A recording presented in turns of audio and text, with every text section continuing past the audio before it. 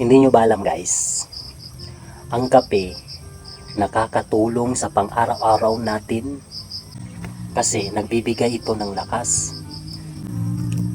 Alam nyo ba, ang kape ay parang bisyo.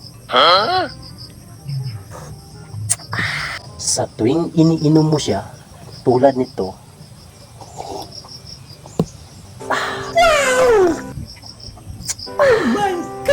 habang tumatagal, lalong sumasarap.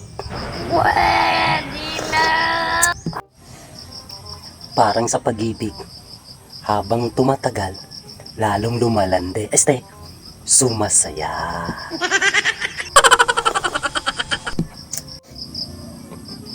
Kaya kayong mga coffee lovers, katulad ko, wag na kayong magtanong.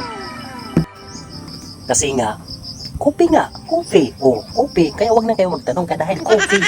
Kung sa Tagalog, coffee. Kung sa English, coffee. Coffee.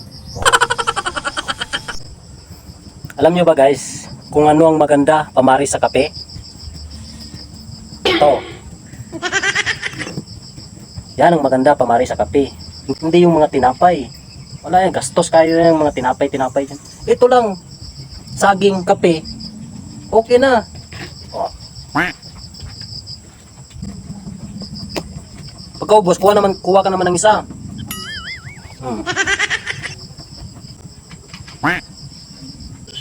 Huwag na kayong pumili kung ano pa yung gusto ninyong kainin. Dahil sa panahon ngayon, nahulog pa yon. Sa panahon ngayon, wala na ipili-pili. Basta pumasok pa sa inyong tiyan, kainin ninyo. Dahil alam nyo kung bakit.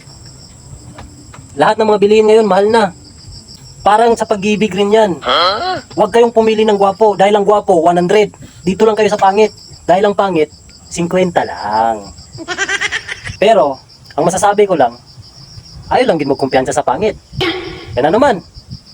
Pangit man siya sa imong pananaw, pero may nagkakagusto gyapon nana. Pero ang pinagkaiba lang sa gwapo, ang gwapo kasi, kahit hindi na tumingin yan sa iba, hahanap-hanapin at hahabul-habulin rin yan ng mga babae. Pero ang pangit, kung hindi ka marunong magdiskarte, wala, nga ka.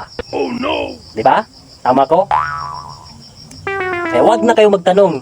Ganito talaga ang tama ng saging at kape.